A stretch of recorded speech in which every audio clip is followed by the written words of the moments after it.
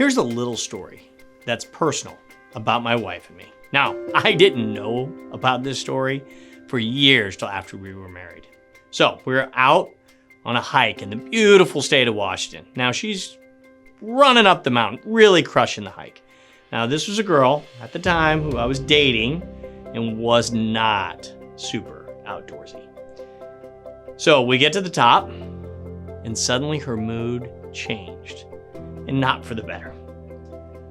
I thought we were out for a great hike, and well, she thought we were gonna get engaged.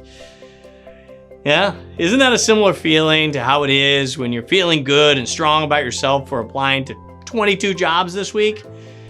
That feeling is short-lived when you realize that you didn't hear back from the 12 you applied from the week before, or the 9 you applied for the week before that. It can be deflating. Just like it was for my wife Karen when she raced up that mountain just to realize there wasn't going to be a proposal that day. You know, when I was searching as an out-of-work VP, I applied to 85 positions. Number of callbacks as a result? 0. Think about this. The average number of people who apply for any given job is 118, and roughly 20% of the applicants actually score an interview. Most of the applications end up in the black hole of the abyss.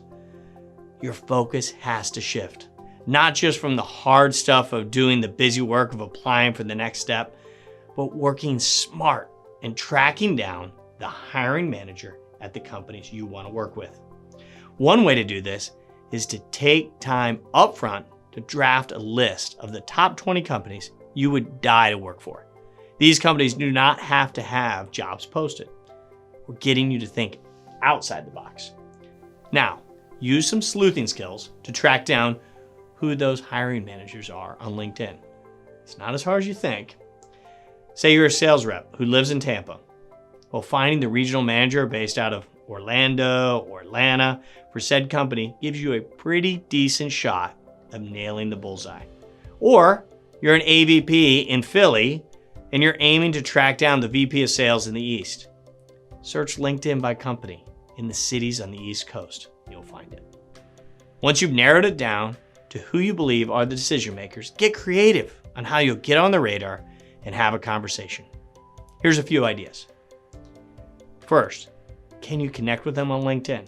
Once they're a first connection, then you can send a message directly, in many cases have access to their direct phone and email. On the company page, LinkedIn will show you who also works at your target company. Are they a friend of a friend who could pass their information along, or better yet, introduce you? At least they can give you insight into the company.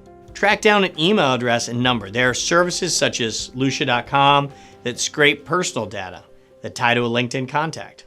If that doesn't work, one of the oldest tricks in the book is to learn their email naming convention from a current contact and copy. You know, first.lastname@targetcompany.com. Look on the company website to learn as much as you can about the leaders. Some companies give you everything you need to connect with a prospective hiring manager right there. Take a look at other social media channels to see if there are key players that you can connect with. And if all of that doesn't work, Google them.